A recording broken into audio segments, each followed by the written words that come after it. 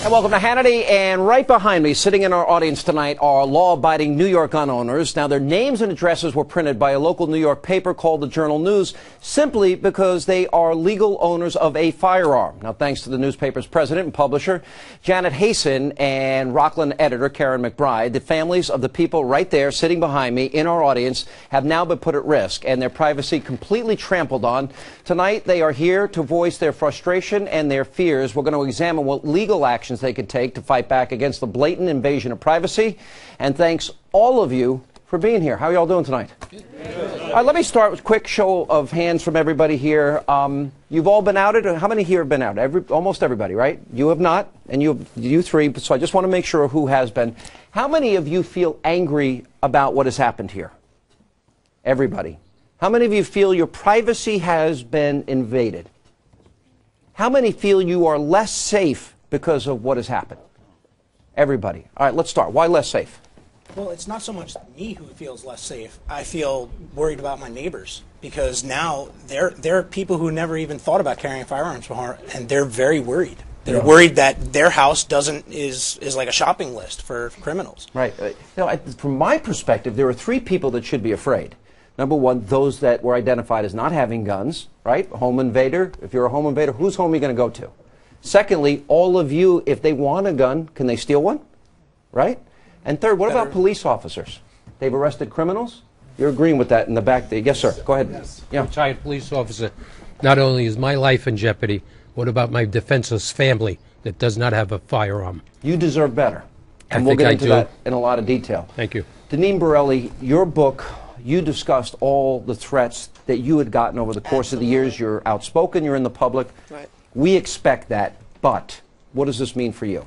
Well, this whole thing is just absolutely outrageous. And yes, I've gotten all kinds of comments from people online. You never know how much further they're going to carry those comments. And my husband and I applied for a carry permit. This good-looking guy standing next to you. We actually applied for a carry permit, and we were denied. I mean, it's outrageous what the newspaper did. Of course, we love our police officers. They work hard. They risk their lives. But the police can't be everywhere. And people need to have that right to be licensed and have gun protection. Was it difficult to get the permit? How many raised your hand? Was it difficult? Yeah. Absolutely. Yeah. How long did it take? It took us over a year, and we did it when Hillary Clinton became senator. And I said, I don't need a gun. She's going to take our right away. We better apply for a permit. Now we want more guns because the government's trying to intimidate us through the newspaper. Yeah. You are not one of the ones that were outed, but... All my guns are long arms, so I don't need a permit, but I'm in the process of applying for one, so I can certainly agree with Tom in how difficult, lengthy,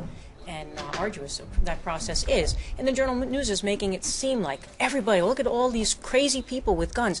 All these people who are pistol permit holders went through an extremely rigorous process. They had to get 4 references. They had to fill out a very lengthy application. They had to get approval by a judge. Over a year. Fingerprinted, background check. It takes up to a year to get it. Yeah. So it's a complete farce. Let's talk about the Journal News. You raise a good point here, and I'll ask you in this particular case. The Journal News, they claim they're journalists, but I'm thinking, but they won't answer any questions. And did you all notice that they hired armed guards as a result of the ensuing controversy? That's right. And by the way, I want everyone there to be safe, as all of us do, right? We all agree. We want them. What's that? You want the elite safe, especially. Separate rules for separate The elite. The elite. Well, wait a minute. Hollywood stars have It's guns. elitist, yes. Right? We but protect we are our not. presidents, We're our ordinary mayors. citizens, Right. so we are not part of the elite. Yeah, go ahead. Well, I'm the New York State Assemblyman for a good part of Putnam County and Westchester, and I will tell you that this has put more people in jeopardy. And basically, they've provided a dream map for perpetrators, for stalkers, for the bad guys. They know where the guns are now, where they aren't, and the FOIL request itself is antiquated because we are now at the crossroads of where the law meets modern technology and, yes, morality. Yeah, but you know, they did not have to publish these names. Yes, sir. Sure, and I spoke with the Rockland County clerk this morning, and they do exceptional work there, the entire staff. I had asked him if he would mind if I spoke about this tonight, and he said not a problem. He said that when he received the FOIL request, by oath of office, he felt obligated to respond, but he pleaded with the Journal News, both orally and in writing, to not disclose the names and addresses. Right. And they said to him, we can do whatever we want with this information. Yeah, it comes a point. Yes, sir. You're in the back. You want to? 6 years ago, they did this, but the writer at the time, the reporter at the time, his name was George Fitzgibbons. He had the list, and he refused to give him the addresses. So they just printed the name and the town, because his next-door neighbor was a law enforcement officer. He was afraid of, one, somebody he arrested might come and go after his neighbor, and two, what if the guy made a mistake, went to the wrong house, and got his family instead? That's a great point. So they went and got a guy who lives out in Queens, so he would have no direct connection with anybody. Yeah. You were telling me before, and by the way, we've already sort of labeled you as the team spokesman. You've been voted team captain here. I don't know. As we get started. You said you're a young mother? Yes. Okay, sometimes Yes. you're home alone? Sure, absolutely. And now especially I feel vulnerable. Explain. There's a lot of break-ins going on right now between 5 and 7 p.m. Where I live and in the next town over. And they're warning people, they're coming in and they're breaking in, make it look like somebody's home. Well, they now know that there's a gun there. Thank God they don't know what guns I have. So I feel These very criminals are smart. They're not, yes. you think they I may feel like be my evil. house is being watched by them, You know that probably. the Journal News originally, when Hang they on. made the request, request, they also wanted to know what guns people had. They were denied that Yes. information. And They they were also- going to publish that as well, along with everyone's names and addresses. If They they're also looking for- didn't publish police officers. A lot of police officers, but a lot of them did not They get did? published. There's certain ones I that thought did they not. did. They did. I know certain people that Maybe did there's some not. that didn't get. Maybe because they it was got missed. older than 5 years, the permit. You want to? Yeah. I'm not. We're not looking to disagree on it. We just want to get. What the facts happened out. with the law enforcement officers is most law enforcement officers don't apply for a pistol license because they can carry on their shield. I've spoken with friends of mine who are state troopers and other police, and they were told by their unions, you don't need to have a license. That was your prerogative to get it. That's why we'd rather you didn't have it. Let me ask another question here.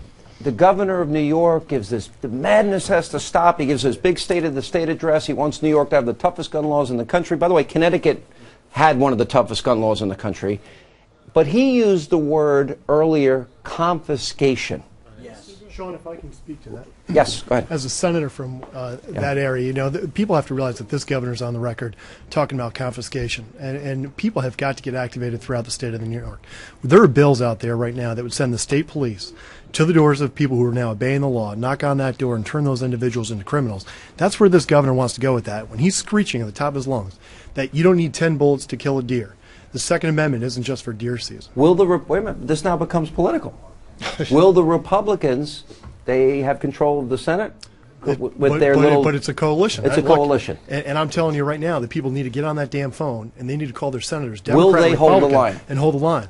You're looking at one senator who's working every hour from now until next make week that. to make sure that this governor's bill, which started as a gun confiscation bill, does not hit the floor of that Senate, and that we bring common sense to that legislation. How many of you would disobey the law if the governor demanded you hand over your gun?